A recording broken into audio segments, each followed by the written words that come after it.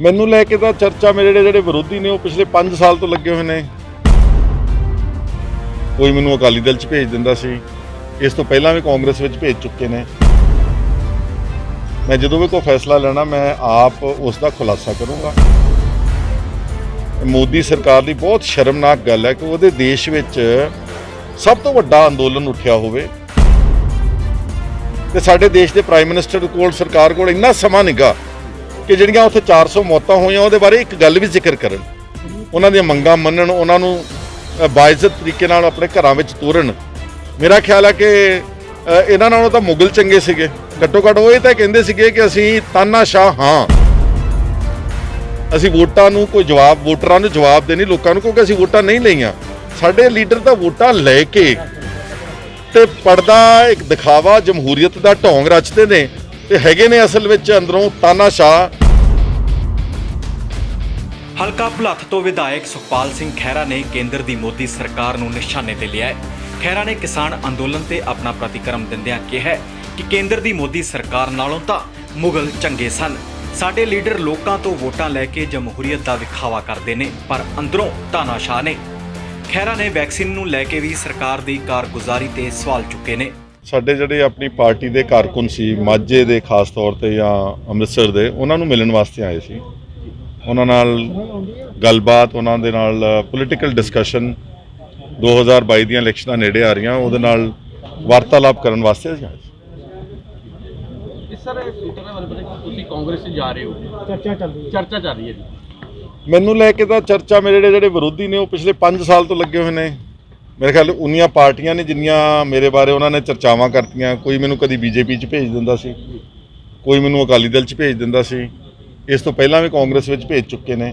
ਕੋਈ ਮੇਰੇ ਤੇ ਕੋਈ ਕਿਸੇ ਤਰ੍ਹਾਂ ਦੇ ਇਲਜ਼ਾਮ ਲਾਉਂਦਾ, ਮੈਂ ਇਦਾਂ ਦਾ ਆਦਮੀ ਹੈ ਨਹੀਂਗਾ।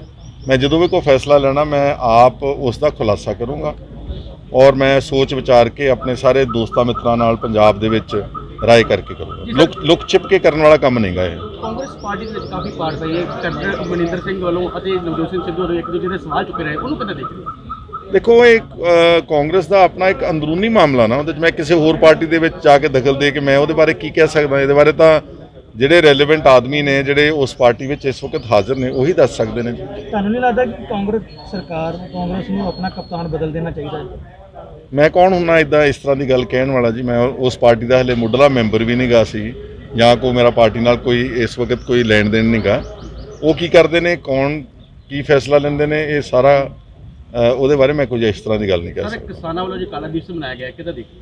100% ਅਸੀਂ ਸਭ ਨੇ ਸਪੋਰਟ ਕੀਤੀ। ਮੇਰੀ ਗੱਡੀ ਖੜੀ ਇੱਥੇ ਸਰਕਟ ਹਾਊਸ, ਉਹਦੇ ਕਾਲਾ ਝੰਡਾ ਬੰਨਿਆ ਉਹ ਸਾਹਮਣੇ ਖੜੀ ਆ। ਔਰ ਮੈਂ ਸਮਝਦਾ ਕਿ ਮੋਦੀ ਸਰਕਾਰ ਦੀ ਬਹੁਤ ਸ਼ਰਮਨਾਕ ਗੱਲ ਹੈ ਕਿ ਉਹਦੇ ਦੇਸ਼ ਵਿੱਚ ਸਭ ਤੋਂ ਵੱਡਾ ਅੰਦੋਲਨ ਉੱਠਿਆ ਹੋਵੇ ਔਰ ਉਹ ਅੰਦੋਲਨ ਬੜਾ ਜਾਇਜ਼ ਮੰਗਾਂ ਦੇ ਆਧਾਰਿਤ ਹੋਵੇ। ਉਹ ਅੰਦੋਲਨ ਦਿੱਲੀ ਦੇ ਕੈਪੀਟਲ ਰਾਜਧਾਨੀ ਸ਼ਹਿਰ ਦੀ ਬਰੂਹਾਂ ਦੇ ਉੱਤੇ ਪਿਛਲੇ 6 ਮਹੀਨਿਆਂ ਦਾ ਬੈਠਿਆ ਹੋਵੇ ਤੇ ਸਾਡੇ ਦੇਸ਼ ਦੇ ਪ੍ਰਾਈਮ ਮਿਨਿਸਟਰ ਕੋਲ, ਸਰਕਾਰ ਕੋਲ ਇੰਨਾ ਸਮਾਂ ਨਿੱਘਾ ਕਿ ਜਿਹੜੀਆਂ ਉੱਥੇ 400 ਮੌਤਾਂ ਹੋਈਆਂ ਉਹਦੇ ਬਾਰੇ ਇੱਕ ਗੱਲ ਵੀ ਜ਼ਿਕਰ ਕਰਨ, ਉਹਨਾਂ ਦੀਆਂ ਮੰਗਾਂ ਮੰਨਣ, ਉਹਨਾਂ ਨੂੰ ਬਾਇਜ਼ਤ ਤਰੀਕੇ ਨਾਲ ਆਪਣੇ ਘਰਾਂ ਵਿੱਚ ਤੋਰਨ। ਮੇਰਾ ਖਿਆਲ ਹੈ ਕਿ ਇਹਨਾਂ ਨਾਲੋਂ ਤਾਂ ਮੁਗਲ ਚੰਗੇ ਸੀਗੇ। ਘੱਟੋ ਘੱਟ ਉਹ ਇਹ ਤਾਂ ਕਹਿੰਦੇ ਸੀਗੇ ਕਿ ਅਸੀਂ ਤਾਨਾਸ਼ਾਹ ਹਾਂ, ਅਸੀਂ ਵੋਟਾਂ ਨੂੰ ਕੋਈ ਜਵਾਬ, ਵੋਟਰਾਂ ਨੂੰ ਜਵਾਬ ਦੇਣੀ ਲੋਕਾਂ ਨੂੰ, ਕਿਉਂਕਿ ਅਸੀਂ ਵੋਟਾਂ ਨਹੀਂ ਲਈਆਂ। ਸਾਡੇ ਲੀਡਰ ਤਾਂ ਵੋਟਾਂ ਲੈ ਕੇ ਤੇ ਪੜਦਾ ਇੱਕ ਦਿਖਾਵਾ, ਜਮਹੂਰੀਅਤ ਦਾ ਢੋਂਗ ਰਚਦੇ ਨੇ ਤੇ ਹੈਗੇ ਨੇ ਅਸਲ ਵਿੱਚ ਅੰਦਰੋਂ ਤਾਨਾਸ਼ਾਹ। ਇਹ ਮੁਗਲ ਜਿਹੜੇ ਉਸ ਵਕਤ ਜ਼ਿਆਦਤੀਆਂ ਕਰਦੇ ਉਹਨਾਂ ਨਾਲੋਂ ਘੱਟ ਨਹੀਂ ਗਏ। ਉਹਨਾਂ ਨੂੰ ਪੁੱਛੋ ਜਿਹਨਾਂ ਦੇ ਘਰਾਂ ਦੇ ਵਿੱਚ ਲਾਸ਼ਾਂ ਗਈਆਂ ਨੇ ਦਿੱਲੀ ਦੇ ਬਾਰਡਰਾਂ ਤੋਂ ਕਿਸਾਨਾਂ ਦੇ, ਉਹਨਾਂ ਨੂੰ ਜਰਾ ਜਾ ਕੇ ਪੁੱਛੋ। ਜਿਹੜੇ ਕਿਸਾਨ ਕੜਕਦੀ ਠੰਡ ਵਿੱਚ ਬੈਠੇ ਨੇ ਥੱਲੇ ਪੁੰਜੇ ਤੇ ਹੁਣ ਤਪਦੀ ਇਸ ਗਰਮੀ ਦੇ ਵਿੱਚ ਪੁੰਜੇ ਬੈਠੇ ਨੇ ਤੇ ਦੁਨੀਆ ਭਰ ਨੇ ਲਾਂਤਾਂ ਪਾਈਆਂ ਨੇ ਮੋਦੀ ਨੂੰ। ਇਕੱਲੇ ਮੈਂ ਨਹੀਂ ਕਹਿ ਰਿਹਾ ਕਿ ਇੱਕ ਪਾਰਟੀ ਨੇ ਜਾਂ ਭਾਰਤ ਦੀਆਂ ਕੁਝ ਪਾਰਟੀਆਂ ਨੇ ਪਾਈਆਂ, ਦੁਨੀਆ ਭਰ ਦੇ ਇੰਟਰਨੈਸ਼ਨਲ ਮੀਡੀਆ ਨੇ।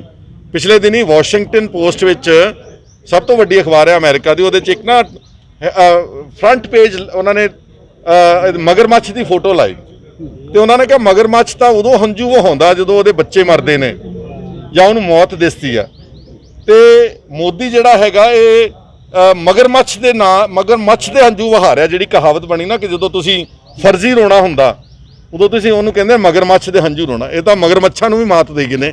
ਇਸ ਕਰਕੇ ਅੱਜ ਵੀ ਸਮਾਂ ਵਾ ਕਿ ਕਿਸਾਨਾਂ ਦੀਆਂ ਹੱਕੀ ਮੰਗਾਂ ਮੰਨ ਕੇ ਉਹਨਾਂ ਦੀਆਂ ਗੱਲਾਂ ਜਾਇਜ਼ ਜੋ ਇਸ ਦੇਸ਼ ਦੇ ਵਿੱਚ ਬਹੁ ਗਿਣਤੀ ਕਰੋੜਾਂ ਲੋਕਾਂ ਦੇ ਜਜ਼ਬਾਤ ਜੁੜੇ ਨੇ ਕਿਸਾਨ ਅੰਦੋਲਨ ਦੇ ਨਾਲ, ਉਹਨਾਂ ਦੀਆਂ ਮੰਗਾਂ ਪੂਰੀਆਂ ਹੋਣੀਆਂ ਸਰ, ਕਈ ਚਾਹੀਦੀਆਂ। ਪਾਰਟੀਆਂ ਵੱਲੋਂ ਚਿੱਠੀ ਲਿਖੀ ਗਈ ਕੇਂਦਰ ਸਰਕਾਰ ਨੂੰ ਕਿ ਮੀਟਿੰਗ ਕੀਤੀ ਜਾਵੇ ਕਿਸਾਨਾਂ ਦੇ ਨਾਲ। ਫਿਰ ਬਿਲਕੁਲ ਕੀ ਪਹਿਲੀ ਗੱਲ ਤਾਂ ਕਿਸਾਨਾਂ ਨੂੰ ਇੰਨੇ ਮਹੀਨੇ ਤੋੜਿਆ ਕਿਉਂ ਆ? ਬੰਗਾਲ ਦੀ ਇਲੈਕਸ਼ਨ ਜ਼ਰੂਰੀ ਸੀਗੀ ਕਿ ਕਿਸਾਨ ਅੰਦੋਲਨ ਜਿਹੜਾ ਇਸ ਦੇਸ਼ ਦਾ 60% ਪਿੰਡੂ ਤਬਕਾ ਜਿਹੜਾ ਇਸ ਦੇਸ਼ ਦਾ ਅੰਨਦਾਤਾ ਵਾ, ਉਹ ਤੁਹਾਡੇ ਬੂਹੇ ਤੇ ਆਣ ਕੇ ਬੈਠਾ ਹੋਇਆ।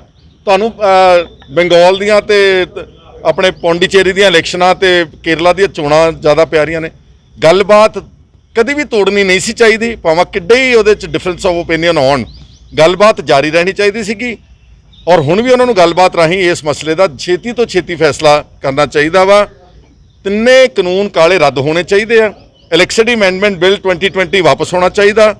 ਜਿਹੜਾ ਪਰਾਲੀ ਨੂੰ ਲੈ ਕੇ ਕਰੋੜ ਰੁਪਏ ਜੁਰਮਾਨਾ ਸੀਗਾ, ਉਹ ਸਾਰਾ ਕਾਨੂੰਨ ਜਿਹੜਾ ਹੈਗਾ ਉਹ ਬੀਜੇਪੀ ਸਰਕਾਰ ਨੂੰ ਵਾਪਸ ਲੈਣਾ ਪਵੇਗਾ। ਅਲਟੀਮੇਟ ਲੈਣਾ ਪੈਣਾ ਵਾ। ਅੱਜ ਲੈ ਲੈਣ ਚੰਗੇ ਰਹਿਣਗੇ। ਉਹ ਪੰਜਾਬੀ 'ਚ ਕਹਿੰਦੇ ਹੁੰਦੇ ਕਿ 100 ਜੁੱਤੀ ਤੇ 100 ਗੰਢਾ, ਇਹ ਕਰਕੇ ਫਿਰ ਵੀ ਕਾਨੂੰਨ ਵਾਪਸ ਲੈਣੇ ਪੈਣਗੇ। ਕੇਂਦਰ ਸਰਕਾਰ ਦਾ ਕਹਿਣਾ ਹੈ ਕਿ ਜਿਹੜੇ ਦਿੱਲੀ ਕਿਸਾਨ ਬੈਠੇ ਹੋਏ ਨੇ, ਇਹ ਪੰਜਾਬ ਦੇ ਵਿੱਚ ਕਰੋਨਾ ਫੈਲਾ ਰਹੇ ਨੇ। ਜਦੋਂ ਬੰਗਾਲ ਦੇ ਵਿੱਚ ਪ੍ਰਾਈਮ ਮਿਨਿਸਟਰ ਜਾ ਕੇ ਲੱਖ ਆਦਮੀ ਦੀ ਰੈਲੀ ਕਰਦੇ ਨੇ, ਜਾਂ ਇਸ ਦੇਸ਼ ਦੇ ਵਿੱਚ 4 ਸੂਬਿਆਂ 'ਚ ਇਲੈਕਸ਼ਨਾਂ ਹੋ ਕੇ ਹਟੀਆਂ ਨੇ, ਬੀਜੇਪੀ ਦੇ ਆਗੂ ਜਦੋਂ ਉੱਥੇ 50-50 ਹਜ਼ਾਰ ਦਾ ਇਕੱਠ ਕਰਦੇ ਨੇ, ਉਦੋਂ ਕਰੋਨਾ ਨਹੀਂ ਫੈਲਦਾ। ਕਿ ਖੱਟੜ ਜਦੋਂ ਜਾ ਕੇ ਪ੍ਰੋਗਰਾਮ ਕਰਦਾ ਹਰਿਆਣੇ ਦੇ ਵਿੱਚ, ਕਿ ਉੱਥੇ ਕਰੋਨਾ ਨਹੀਂ ਫੈਲਦਾ। ਔਰ ਕਿਸਾਨ ਤਾਂ ਕਹਿ ਰਹੇ ਨੇ ਕਿ ਸਾਡੇ ਟੈਸਟ ਤੁਸੀਂ ਜਿੰਨੇ ਕਰਾਉਣੇ ਨੇ, ਧਰਨੇ ਵਿੱਚ ਆਣ ਕੇ ਸਾਡੇ ਟੈਸਟ ਕਰਾਓ, ਤੇ ਜਿਹੜੇ ਲੋਕ ਕਰੋਨਾ ਪੋਜ਼ਿਟਿਵ ਆ ਅਸੀਂ ਉਹਨਾਂ ਨੂੰ ਉਹਨਾਂ ਦਾ ਧਿਆਨ ਤੇ ਉਹਨਾਂ ਦਾ ਇਲਾਜ ਆਪ ਕਰਵਾਵਾਂਗੇ। ਉਹ ਤਾਂ ਕਿਸੇ ਮਜਬੂਰੀ 'ਚ ਬੈਠੇ ਨੇ। ਬੰਗਾਲ ਦੇ ਵਿੱਚ ਇਕੱਠ ਕਰਨਾ ਕੋਈ ਮਜਬੂਰੀ ਨਹੀਂ ਸੀ ਪ੍ਰਾਈਮ ਮਿਨਿਸਟਰ ਲਈ, ਉਹ ਅਵੋਇਡ ਕੀਤਾ ਜਾ ਸਕਦਾ ਸੀ। ਵੀਡੀਓ ਕਾਨਫਰੰਸਿੰਗ ਰਾਹੀਂ ਇਸ ਦੇਸ਼ ਵਿੱਚ ਐਡਾ ਇਲੈਕਟ੍ਰੋਨਿਕ ਮੀਡੀਆ ਵਾ, ਇੰਨੇ ਚੈਨਲਸ ਨੇ, ਇੰਨਾ ਸੋਸ਼ਲ ਮੀਡੀਆ, ਉਹ ਐਡੇ ਵੱਡੇ ਇਕੱਠ ਕਰਕੇ ਜਿਹੜਾ ਕਰੋਨਾ ਇੱਕ ਅਪਸਰਜ ਆਈ ਆ, ਉਹ ਇਲੈਕਸ਼ਨਾਂ ਤੋਂ ਬਾਅਦ ਆਈ ਸੀਗੀ। ਇਹਦੇ ਲਈ ਉਹ ਜ਼ਿੰਮੇਵਾਰ ਨੇ, ਨਾ ਕਿ ਕਿਸਾਨ ਜ਼ਿੰਮੇਵਾਰ। ਪੰਜਾਬ ਦੇ ਵਿੱਚ ਵੈਕਸੀਨ ਦੀ ਕਮੀ ਆ ਰਹੀ ਹੈ। ਇਹ ਪੰਜਾਬ ਸਰਕਾਰ ਵੱਲੋਂ ਕਈ ਵਾਰ ਕੇਂਦਰ ਨੂੰ ਚਿੱਠੀ ਵੀ ਲਿਖੀ ਗਈ ਆ, ਪਰ ਹਜੇ ਤੱਕ ਕੋਈ ਦੇਖੋ, ਇਹਦੇ ਵਿੱਚ ਆਈ ਵੁੱਡ ਹੋਲਡ ਦ BJP government responsible, central government, ਜਿਹੜੀ ਤਾਂ ਅਸਲ ਸਾਡੇ ਕੋਲ ਵੈਕਸੀਨ ਦੇ ਡੋਜ਼ਸ ਸੀਗੇ, ਸਟਾਕ ਸੀਗਾ, ਇਹਨਾਂ ਨੇ ਵਿਦੇਸ਼ਾਂ ਦੇ ਵਿੱਚ ਤੋੜ ਦਿੱਤਾ ਆਪਣੀ ਨਲਾਇਕੀ ਦੇ ਕਰਕੇ।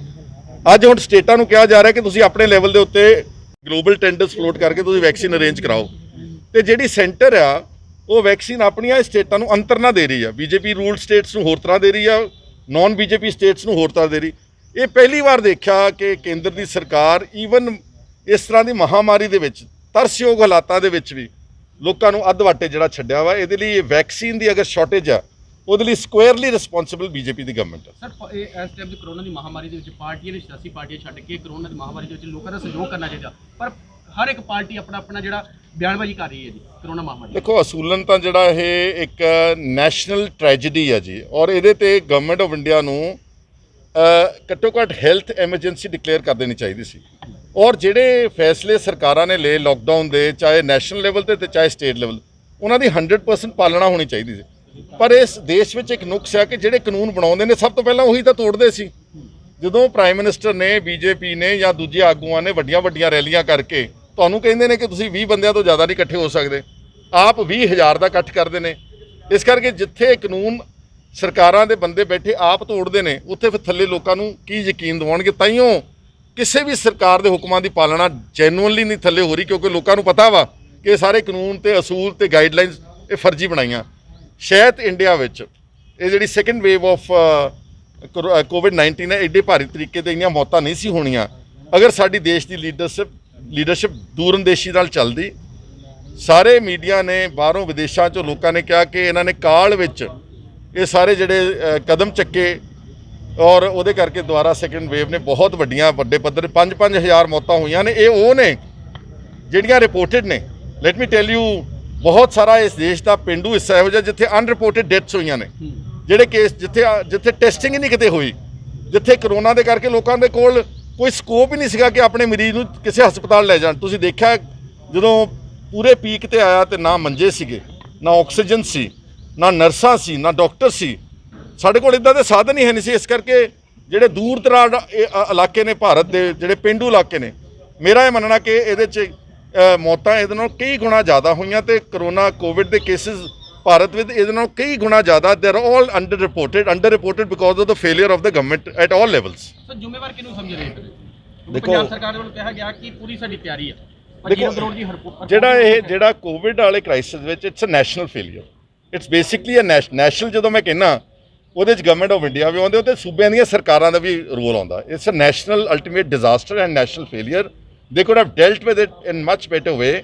ਔਰ ਮੈਂ ਇਹੀ ਅਰਦਾਸ ਕਰਦਾ ਕਿ ਜਿਹੜਾ ਹੁਣ ਇਹ ਜਿਹੜੀ ਕੋਵਿਡ-19 ਦੀ ਲਹਿਰ ਘਟੇ, ਲੋਕੀ ਜਿਹੜੇ ਨੇ ਉਹਨਾਂ ਨੂੰ ਕੋਈ ਰਾਹਤ ਮਿਲੇ, ਗਰੀਬਾਂ ਨੂੰ ਸਰਕਾਰਾਂ ਉਹਨਾਂ ਦੇ ਘਰਾਂ ਤੱਕ ਰਾਸ਼ਨ ਦੇਣ, ਉਹਨਾਂ ਨੂੰ ਥੋੜ੍ਹੀ ਬਹੁਤੀ ਇਮਦਾਦ ਦੇਣ, ਤਾਂ ਕਿ ਜਿੰਨੀ ਦੇਰ ਉਹ ਕੰਮ ਨਹੀਂ ਕਰ ਸਕੇ ਉਹ ਆਪਣਾ ਜਿਹੜਾ ਮਸਲਾ ਜਿਹੜਾ ਹੈ ਉਹ ਹੱਲ ਕਰ ਸਕੇ। ਦੱਸ ਦੇਈਏ ਕਿ ਸੁਖਪਾਲ ਸਿੰਘ ਖਹਿਰਾ ਪਾਰਟੀ ਆਗੂਆਂ ਤੇ ਵਰਕਰਾਂ ਦੇ ਨਾਲ 2022 ਦੀਆਂ ਵਿਧਾਨ ਸਭਾ ਚੋਣਾਂ ਦੇ ਮੱਦੇਨਜ਼ਰ ਮੀਟਿੰਗ ਕਰਨ ਲਈ ਅੰਮ੍ਰਿਤਸਰ ਪਹੁੰਚੇ ਸਨ। ਅੰਮ੍ਰਿਤਸਰ ਤੋਂ ਸੁਖਚੈਨ ਸਿੰਘ ਦੀ report, D5 channel Punjabi. D5 channel Punjabi ਹੁਣੇ ਸਬਸਕ੍ਰਾਈਬ ਕਰੋ, ਬੈਲ ਆਈਕਨ ਤੇ ਕਲਿੱਕ ਕਰੋ।